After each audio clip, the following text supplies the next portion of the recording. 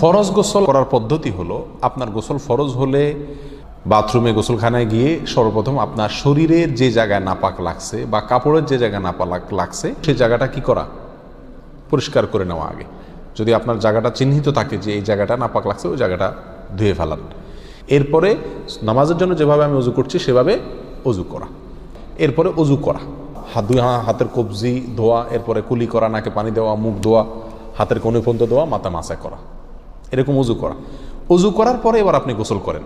সেটা শাওয়ার দিয়ে আপনি মাথার উপরে পানি ঢেলে হোক আর আপনার মগ দিয়া হোক, যেভাবে হোক আপনি গোসল করেন। গোসল করা শেষ হয়ে গেলে, গোসল করে যখন বের হয়ে যাবেন, তখন যাওয়ার আগ দিয়া ওই যে পাও ধোয়া বাকি আছে হুজুর, যাওয়ার আগ দিয়া পায়ের ওখানে পানি ঢেলে টাকনো পর্যন্ত পাও ধুয়ে ফেললেন, বাস গোসল হয়ে গেল।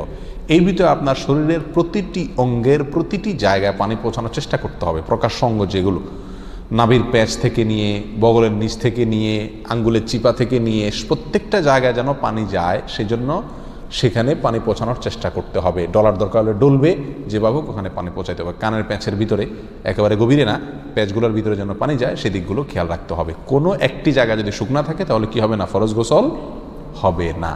অতএব পরিপূর্ণ শরীর যাতে ধোয়া হয় সেদিকটা খেয়াল রাখতে হবে।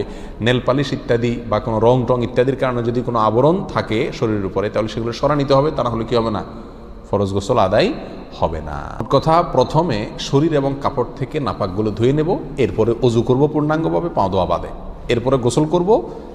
আর বের হওয়ার সময় দোনো পাও টাকনো পর্যন্ত ধুয়ে তারপর বের হয়ে যাব। এই গোসলের সাথে আমার অজু হয়ে গেল। এই গোসলের পরে আর কি করার দরকার নাই, অজু করার দরকার নাই। অনেকেই গোসলের পরে অজু করেন, এটা কোনো প্রয়োজন নাই।